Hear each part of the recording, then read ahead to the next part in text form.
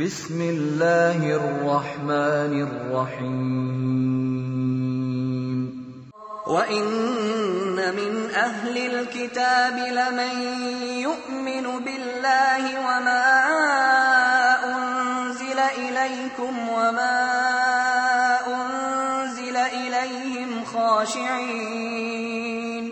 خاشعين لله لا يشترون بآيات الله ثمنا قليلا أولئك لهم أجرهم عند ربهم إن الله سريع الحساب. തീർച്ചയായും വേദക്കാരിൽ ഒരു വിഭാഗമുണ്ട്, അല്ലാഹുവിലും നിങ്ങൾക്ക് അവതരിപ്പിക്കപ്പെട്ട വേദത്തിലും അവർക്ക് അവതരിപ്പിക്കപ്പെട്ട വേദത്തിലും അവർ വിശ്വസിക്കും. അവർ അല്ലാഹുവോട് താഴ്മയുള്ളവരായിരിക്കും. അല്ലാഹുവിൻ്റെ വചനങ്ങൾ വിറ്റ് അവർ തുച്ഛമായ വില വാങ്ങുകയില്ല. അവർക്കാകുന്നു തങ്ങളുടെ രക്ഷിതാവിങ്കൽ അവർ അർഹിക്കുന്ന പ്രതിഫലമുള്ളത്. തീർച്ചയായും അല്ലാഹു അതിവേഗം കണക്ക് നോക്കുന്നവനാകുന്നു. യേശുവിന് 14ഓളം വർഷങ്ങൾക്ക് ശേഷം അപ്പോസ്തലന്മാരുടെ മേഖലയിൽ നിന്നും വിദൂരമായ സ്ഥലത്ത് വേദപാരമ്പര്യം തീരെയുമില്ലാത്ത യഹൂദേതരരുടെ അടുക്കൽ സുവിശേഷ പ്രവർത്തനത്തിന്റെ നേതൃനിരയിലേക്ക് ഉയർന്നു വന്ന പൗലോസ് മറ്റുള്ളവരെയെല്ലാം നിഷ്പ്രഭമാക്കി ബൈബിളിൽ തിളങ്ങി നിൽക്കുവാനുള്ള കാരണം ഇത് അപ്പോസ്തലന്മാരുടെ സഭകളുടെ ഭാഗത്തു നിന്നുള്ള സുവിശേഷമല്ല, മറിച്ച് യഹൂദേതരരുടെ ഭാഗത്തു നിന്നുള്ള സുവിശേഷ സങ്കല്പമാണെന്ന് മുഹമ്മദ് ഈസ നിരവധി തെളിവുകളിലൂടെ സമർത്ഥിക്കുന്നുണ്ട്. ഈസ മസീഹ് അലൈഹിസ്സലാം നിയുക്തനായ സമയത്ത് കടുത്ത വിരോധിയായിരിക്കുകയും അവിടുത്തെ സ്വർഗാരോഹണത്തിന് ശേഷം സത്യവിശ്വാസികളെ പീഡിപ്പിക്കുന്നതിൽ മുൻപന്തിയിൽ നിൽക്കുകയും ചെയ്ത പൗലോസ് പിന്നീട് 13ാമത്തെ അപ്പോസ്തലനായി സ്വയം രംഗപ്രവേശനം ചെയ്തതും അദ്ദേഹം നടത്തിയ നവമതനിർമ്മിതിയും ബൈബിൾ കൃതികളുടെ തന്നെ വെളിച്ചത്തിൽ അപഗ്രഥിക്കുന്ന ഈ ഗ്രന്ഥം സത്യാന്വേഷണ വഴികളിൽ സഹായകമായിരിക്കും എന്നതിൽ പക്ഷാന്തരമില്ല. ക്രിസ്തുവിന്റെ സുവിശേഷം വിജാതീയർക്കിടയിൽ എത്തിക്കുക എന്ന വിശുദ്ധ ദൗത്യം നിർവഹിച്ചതായി പരിചയപ്പെടുത്തപ്പെടുന്ന പൗലോസിന്റെ യഥാർത്ഥ ദൗത്യം എന്തായിരുന്നുവെന്ന് വ്യക്തമാക്കുന്ന ഈ പുസ്തകം ക്രൈസ്തവ ചരിത്രത്തെ വസ്തുനിഷ്ഠമായി പഠിക്കുന്നവർക്കും ക്രിസ്തു പഠിപ്പിച്ച മതമേതായിരുന്നുവെന്ന് ആത്മാർത്ഥമായി അന്വേഷിക്കുന്നവർക്കും പ്രയോജനപ്പെടുമെന്ന കാര്യത്തിൽ സംശയമില്ല. അസ്സലാമു അലൈക്കും വറഹ്മത്തുള്ളാഹി വബറകാതുഹു. അൽഹംദുലില്ലാഹി റബ്ബിൽ ആലമീൻ വസ്സലാത്തു വസ്സലാമു അലാ അഷ്റഫിൽ മുർസലീൻ വഅലാ ആലിഹി വസഹ്ബിഹി അജ്മഈൻ. അമ്മാ ബഅദ്. സഹോദരന്മാരെ, ഈ ഭൂമിയിലെ നശ്വരമായ ജീവിതത്തിന് ശേഷം ഒരു കാലാകാല പരലോക ജീവിതമുണ്ട് എന്നും ഈ ഇരു ലോകത്തിനുമുള്ള വിജയത്തിന് നിദാനമായി തമ്പുരാൻ വെച്ചിരിക്കുന്നത് പ്രവാചകന്മാർ കൊണ്ടുവന്ന സന്മാർഗം പിൻപറ്റലാണെന്നും വിശ്വസിക്കുന്നവരാണ് അബ്രഹാം പിതാവിൻ്റെ പിന്മുറക്കാർ എന്ന് അവകാശപ്പെടുന്ന യഹൂദന്മാരും ക്രൈസ്തവരും മുസ്ലിങ്ങളും. ഇങ്ങനെ ഈ സൽപന്താവിലേക്ക് ക്ഷണിച്ചുകൊണ്ട് ധാരാളം പ്രവാചകന്മാർ ഭൂമിയിലേക്ക് നിയോഗിതരായിട്ടുണ്ട്. ഇപ്രകാരം നിയോഗിതനായ മഹാനായ യേശുക്രിസ്തുവിനെ കുറിച്ച് അദ്ദേഹത്തിൻ്റെ പ്രവാചകത്വമോ അദ്ദേഹത്തിൻ്റെ മിശിഹ എന്ന പദവിയെയോ യഹൂദന്മാർ അംഗീകരിക്കുന്നില്ല എങ്കിലും രണ്ട് യോഗ്യതകളും മുസ്ലിങ്ങളും ക്രൈസ്തവരും അംഗീകരിക്കുകയും വിശ്വസിക്കുകയും ചെയ്യുന്നുണ്ട്. എന്നാൽ മഹാനായ യേശുക്രിസ്തു ലോകത്ത് നടത്തിയ അധ്യാപനം എന്തായിരുന്നുവെന്നും അദ്ദേഹം മനുഷ്യർക്ക് നൽകിയ രക്ഷാമാർഗം എന്തായിരുന്നുവെന്നുള്ള കാതലായ വിഷയത്തിൽ പോലും ഈ രണ്ട് വിഭാഗങ്ങൾക്കിടയിലും വളരെ ശക്തമായ അഭിപ്രായ വ്യത്യാസമുണ്ട്. യേശുക്രിസ്തുവിന് ശേഷം 6 നൂറ്റാണ്ടുകൾക്ക് ശേഷം നിയോഗിതനായ പ്രവാചകനായ മുഹമ്മദ് സല്ലല്ലാഹു അലൈഹി വസല്ലമയെ പിൻപറ്റുന്ന മുസ്ലിങ്ങളെ സംബന്ധിച്ചിടത്തോളം പരിശുദ്ധ ഖുർആൻ നൽകുന്ന വിവരണമാണ് അവർക്ക് സ്വീകാര്യം. യേശുക്രിസ്തുവിൻ്റെ ദൗത്യത്തെക്കുറിച്ച് പരിശുദ്ധ ഖുർആൻ നൽകുന്ന വിവരണം ഇപ്രകാരമാണ്: വൈദ് കാല ഈസ ഇബ്നു മറിയം യാ ബനി ഇസ്രായീല ഇന്നി റസൂലുള്ളാഹി ഇലൈക്കും മുസദ്ദിഖൻ ലിമാ ബൈന യദയ്യ മിനത് തൗറാത്ത് വമുബശ്ശിരൻ ബിറസൂലിൻ യഅതി മിൻ ബഅദി ഇസ്മുഹു അഹ്മദ്. ഖുർആൻ വളരെ വ്യക്തമായിക്കൊണ്ട് രണ്ട് ദൗത്യങ്ങളാണ് ഈസാ അലൈഹിസ്സലാമുമായി ബന്ധപ്പെട്ട് പറയുന്നത്. ഒന്ന്, അദ്ദേഹം പറഞ്ഞത് ഇപ്രകാരമാണ്: ഞാൻ നിങ്ങളിലേക്ക് നിയോഗിതനായ പടച്ചവന്റെ പ്രവാചകനാണ്. എനിക്ക് മുമ്പുള്ള മൂസ അലൈഹി ഇസ്ലാമിന് നൽകപ്പെട്ട അഥവാ മോശയ്ക്ക് നൽകപ്പെട്ട ന്യായപ്രമാണത്തെ സത്യപ്പെടുത്തിക്കൊണ്ടും എനിക്ക് ശേഷം നിയോഗിതനാകുന്ന അഹമ്മദ് എന്ന പേരോടുകൂടിയ പ്രവാചകനെ കുറിച്ച് സന്തോഷ വാർത്ത നിങ്ങൾക്ക് അറിയിക്കുന്നതിന് വേണ്ടിയാണ് എന്നെ അയക്കപ്പെട്ടിട്ടുള്ളത്. എന്നാൽ ഇതിൽ നിന്നും തികച്ചും വ്യത്യസ്തമായ ദൗത്യമാണ് ക്രിസ്തുമതം ലോകത്തോട് പറയുന്നത്. അവരെ സംബന്ധിച്ചിടത്തോളം അബ്രഹാം പിതാവിൻ്റെ ആരാധ്യൻ ഏകനാണെങ്കിലും അതിൽ 3 ആളത്വങ്ങൾ സ്ഥിതി ചെയ്യുന്നുവെന്നും അതിൽ 2ാമത്തെ ആളത്വമായ പുത്രൻ മനുഷ്യാവതാരമെടുത്ത് ഭൂമിയിലേക്ക് വന്നതാണ് യേശുക്രിസ്തു എന്നും അവർ വിശ്വസിക്കുന്നു. അങ്ങനെ അദ്ദേഹം ദൈവപുത്രനും സാക്ഷാൽ ദൈവവുമാണെന്നും അവർ ലോകത്ത് പ്രചരിപ്പിക്കുന്നു. ബഹുമാനപ്പെട്ട യേശുക്രിസ്തു ലോകത്ത് കൊണ്ടുവന്ന മനുഷ്യർക്ക് വേണ്ടി നൽകപ്പെട്ട രക്ഷാമാർഗം എന്തായിരുന്നു, അദ്ദേഹം നൽകിയ രക്ഷാമാർഗം എന്തായിരുന്നു എന്നുള്ളതിനെക്കുറിച്ചും ബൈബിൾ പുതിയ നിയമഭാഗത്തിലെ 13ഓളം ലേഖനങ്ങൾ രചിച്ച അപ്പോസ്തലനായ പൗലോസ് വിഭാവനം ചെയ്യുന്ന ദൈവശാസ്ത്രം ഇപ്രകാരമാണ്. മനുഷ്യപിതാവായ ആദം അലൈഹി ഇസ്ലാം വിലക്കപ്പെട്ട വൃക്ഷത്തിന് ഫലം കഴിക്കുകയും അദ്ദേഹം പാപിയായി തീരുകയും ചെയ്തു. ഇങ്ങനെ ഈ പാപം അദ്ദേഹത്തിൻ്റെ മക്കളായ സകല മനുഷ്യരിലേക്കും വ്യാപിക്കുകയും അങ്ങനെ എല്ലാവരും പാപികളായി തുടരുകയും ചെയ്തു. ഇവരെ രക്ഷിക്കുന്നതിന് വേണ്ടി ബഹുമാനപ്പെട്ട മൂസ അലൈഹി ഇസ്ലാം അഥവാ മോശ പ്രവാചകനിലൂടെ ന്യായപ്രമാണം നൽകപ്പെട്ടുവെങ്കിലും പ്രധാനമായും 10 കൽപ്പനകളടങ്ങിയ ഈ നിയമങ്ങൾ അനുസരിക്കുവാൻ ഒരു മനുഷ്യനും സാധിക്കാതെ വരികയും അവർ വീണ്ടും പാപത്തിലേക്ക് തന്നെ വഴിപ്പെടുകയും ചെയ്തു. ന്യായപ്രമാണത്തിന്റെ നിയമപ്രകാരം നിയമം ലംഘിക്കുന്നവൻ ശപിക്കപ്പെട്ടവൻ എന്ന നിയമപ്രകാരം ഇവർ എല്ലാവരും ശപിക്കപ്പെട്ടവരായി തീർന്നു. ഇങ്ങനെ ശാപത്തിൽ കഴിഞ്ഞിരുന്ന മനുഷ്യരെ രക്ഷിക്കുന്നതിന് വേണ്ടി ദൈവ മനുഷ്യാവതാരമെടുത്ത് ഭൂമിയിൽ വന്നതാണ് യേശുക്രിസ്തു എന്നും ന്യായപ്രമാണത്തിലെ പാപപരിഹാര കർമ്മമായ പാപപരിഹാര ബലി നിർവഹിക്കുന്നതിന് വേണ്ടിയാണ് യേശുക്രിസ്തു കുരിശിൽ യാഗമായത് എന്നും അവർ വിശ്വസിക്കുന്നു.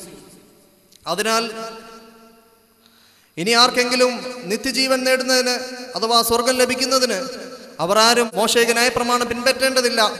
നേരെ മറിച്ച് സകല മനുഷ്യരുടെയും പാപം ഏറ്റെടുത്തുകൊണ്ട് യേശുക്രിസ്തു കുരിശിൽ യാഗമായി തീർന്നു എന്ന് വിശ്വസിച്ചാൽ മതി എന്നുള്ളതാണ് ക്രൈസ്തവർ വിശ്വസിക്കുന്ന പുതിയ നിയമം എന്ന് പറയുന്നത്.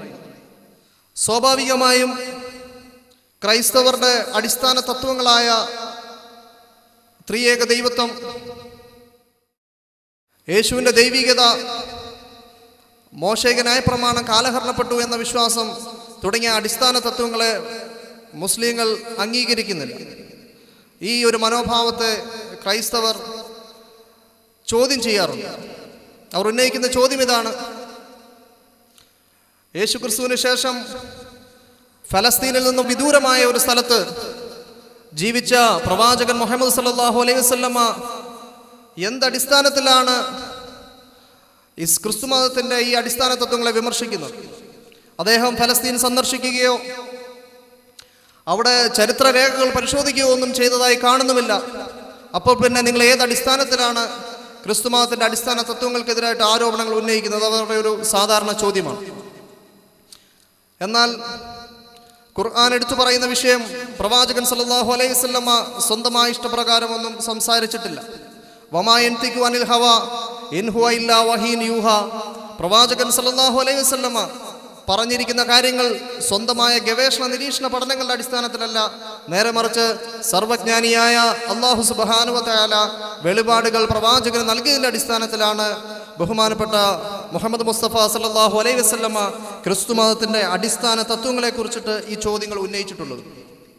സ്വാഭാവികമായും ബൈബിളിൻ്റെ ഭൂമികയിൽ നിൽക്കുന്ന ഒരു ക്രൈസ്തവ സുഹൃത്തിനും ഖുർആനിൻ്റെ ഭൂമികയിൽ നിൽക്കുന്ന മുസ്ലിങ്ങളും ഇവർ പരസ്പരം സംവദിക്കുമ്പോൾ പലതരത്തിലുമുള്ള ആശയക്കുഴപ്പങ്ങൾ ഉണ്ടാകാറുണ്ട്. ഉദാഹരണമായി പറഞ്ഞാൽ, യേശുക്രിസ്തുവിന്റെ വാക്യമായി ബൈബിളിൽ കാണാം, മത്തായിയുടെ സുവിശേഷം 5:17, ഞാൻ ന്യായപ്രമാണത്തെയോ പ്രവാചകന്മാരെയോ നീക്കുവാനല്ല നിവർത്തിക്കുവാനാണ് വന്നത്. ഈ വാക്യത്തിനെ അക്ഷരാർത്ഥത്തിൽ തന്നെ എടുത്തുകൊണ്ട് മുസ്ലിം പ്രബോധിതർ അവരോട് ചോദിക്കാറുണ്ട്, യേശുക്രിസ്തു ന്യായപ്രമാണത്തെ നീക്കിയിട്ടില്ല അഥവാ മോശയിക ന്യായപ്രമാണത്തെ നീക്കിയിട്ടില്ല എന്നാണ് ഈ വാക്യങ്ങൾ വ്യക്തമാക്കുന്നത്.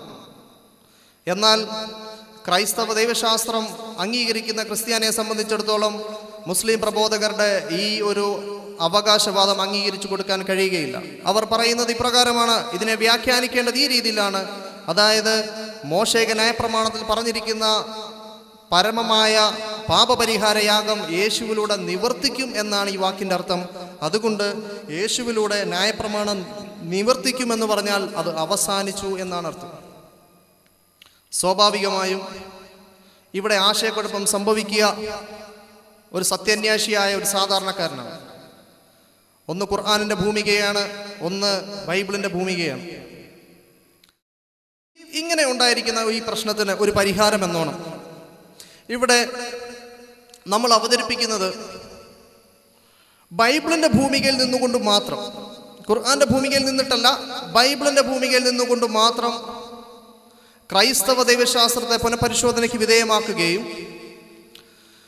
ബൈബിളിനുള്ളിൽ തന്നെയുള്ള രണ്ട് വിഭാഗങ്ങളിലേക്ക് നിങ്ങളുടെ ശ്രദ്ധയെ ക്ഷണിക്കുകയും അതിൽ ക്രൈസ്തവർക്ക് തന്നെ ഏറ്റവും അധികം സ്വീകാര്യമായ യേശുവിൻ്റെ അപ്പോസ്തലന്മാരുടെ ഭാഗത്തു നിന്നുകൊണ്ട് വിധി കൽപ്പിക്കാനുള്ള ഒരു സുവർണ അവസരം നിങ്ങൾക്ക് നൽകുകയുമാണ് ചെയ്യുന്നത്.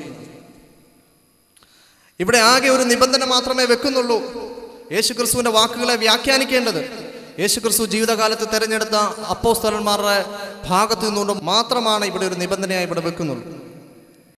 നമ്മൾ ബൈബിൾ പരിശോധിച്ചു കഴിഞ്ഞാൽ യേശുക്രിസ്തുവിൻ്റെ കാലഘട്ടത്തിന് ശേഷം 30 വർഷത്തോളം അദ്ദേഹത്തിൻ്റെ അപ്പോസ്തലന്മാർ നടത്തിയ സുവിശേഷ പ്രവർത്തനം ബൈബിളിൽ രേഖപ്പെടുത്തിയിട്ടുണ്ട്. ബൈബിളിലെ പ്രധാനപ്പെട്ട 2 പുസ്തകങ്ങളായ അപ്പോസ്തല പ്രവൃത്തി, ഗലാത്യ ലേഖനം എന്ന് പറയുന്ന ഈ 2 ലേഖനങ്ങൾ നമ്മൾ പരിശോധിച്ചാൽ യേശുവിൻ്റെ കാലഘട്ട ശേഷമുള്ള സുവിശേഷ പ്രവർത്തനം എന്തായിരുന്നു എന്ന് ഏവർക്കും മനസ്സിലാക്കാവുന്നതാണ്. ഒന്ന് രചിച്ചിരിക്കുന്നത് ഈ വിഷയാവതരണത്തിൽ ഏറ്റവും അധികം ആരോപണത്തിന് വിധേയനാകുന്ന പൗലോസ് ലീഹയാണെങ്കിൽ മറ്റൊന്ന് അദ്ദേഹത്തിന് ശിഷ്യനായ ലൂക്കോസ് എഴുതിയ അപ്പോസ്തല പ്രവൃത്തിയാണ്. ഈ രണ്ടും തന്നെ നമ്മൾ പരിശോധന വിധേയമാക്കുമ്പോൾ സത്യം വെളിച്ചത്ത് വരുമെന്നാണ് നമുക്ക് ബോധ്യപ്പെടുന്നത്. യേശുക്രിസ്തുവിനോട് ഏറ്റവും അവസാനമായി അപ്പോസ്തലന്മാർ നടത്തിയ സംഭാഷണം നമുക്ക് ഇങ്ങനെ അപ്പോസ്തല പ്രവൃത്തിയിൽ കാണാം. അപ്പോസ്തല പ്രവൃത്തി 1-ാം അധ്യായത്തിൽ ഇങ്ങനെ കാണാം. യേശുവിൻ്റെ ശിഷ്യന്മാർ വന്നിട്ട് യേശുക്രിസ്തുവിനോട് ചോദിച്ചു, കർത്താവേ, നീ ഇസ്രായേലിന് രാജ്യം പുനഃസ്ഥാപിച്ചു കൊടുക്കുന്നത് ഇക്കാലത്താണോ? യേശുക്രിസ്തു അവരോട് പറഞ്ഞു, പിതാവ് അവൻ്റെ സ്വന്തം അധികാരത്തിൽ വെച്ചിട്ടിരിക്കുന്ന കാലങ്ങളെയും സമയങ്ങളെയും കുറിച്ചും നിങ്ങൾ അറിയേണ്ടതില്ല. എന്നാൽ പരിശുദ്ധാത്മാവ് നിങ്ങളുടെ മേൽ വരുമ്പോൾ നിങ്ങൾ ശക്തി പ്രാപിക്കുകയും യെരുശലേമിലും യഹൂദിയയിൽ എല്ലായിടത്തും ശമരിയയിലും ഭൂമിയുടെ അതിരുകൾ വരെയും എൻ്റെ സുവിശേഷത്തിന് നിങ്ങൾ സാക്ഷികളായി തീരും. അപ്പോസ്തല പ്രവൃത്തി 1-ാം അധ്യായത്തിൽ ഈ ഭാഗം കാണാം. ഇത് പറഞ്ഞു കഴിഞ്ഞ ഉടൻ തന്നെ യേശുക്രിസ്തു സ്വർഗത്തിലേക്ക് ആരോഹണം ചെയ്യപ്പെട്ടു. 2 മലക്കുകൾ പുരുഷരൂപത്തിൽ അവിടേക്ക് വരികയും അവരോട് ഇങ്ങനെ പറഞ്ഞതായി ബൈബിളിൽ കാണാം. യേശുക്രിസ്തു എപ്രകാരം സ്വർഗത്തിലേക്ക് എടുക്കപ്പെട്ടുവോ അതേപോലെ തന്നെ ഒരു നാളിൽ യേശുക്രിസ്തു തിരികെ വരും. ഇതിനുശേഷം മലക്കുകൾ പോയി കഴിഞ്ഞപ്പോൾ ശിഷ്യന്മാർ യേശുവിൻ്റെ നിർദ്ദേശാനുസരണം യഹൂദന്മാരുടെ തലസ്ഥാനമായ യെരുശലേമിലേക്ക് പോവുകയുണ്ടായി. യേശുക്രിസ്തു വാഗ്ദത്തം ചെയ്തതുപോലെ പരിശുദ്ധാത്മാവ് എന്ന ദൈവീക ദാനത്തിനായി അവർ കാത്തിരിക്കുകയും ചെയ്തു. ഈ സംഘത്തിൽ അദ്ദേഹത്തിൻ്റെ 11 അപ്പോസ്തലന്മാരും അതേ യേശുവിൻ്റെ അമ്മയായ മറിയവും ഉണ്ടായിരുന്നു. ഇവിടെ ഇവർ ആദ്യം ചെയ്തതായി കാണുന്ന ഒരു പ്രവർത്തനം, യേശുക്രിസ്തു തെരഞ്ഞെടുത്ത 12 അപ്പോസ്തലന്മാരിൽപ്പെട്ട യൂദാ ഇസ്കറിയോത്ത യേശുക്രിസ്തുവിനെ ഒറ്റിക്കൊടുക്കുകയും ആ ശ്രേഷ്ഠ സ്ഥാനത്തിൽ നിന്നും അദ്ദേഹം പുറത്താവുകയും ചെയ്തു. ഈ ഒഴിവിലേക്ക് ഒരാളെ തിരഞ്ഞെടുക്കണമെന്ന് അപ്പോസ്തല പ്രമുഖനായ പത്രോസ് ആഗ്രഹം പ്രകടിപ്പിക്കുകയും അവർ അതിന് എല്ലാവരും പൊതു സമ്മതം ചെയ്യുകയും ചെയ്തു. ഇതിന് പത്രോസ് ഒരു നിബന്ധന വെച്ചു.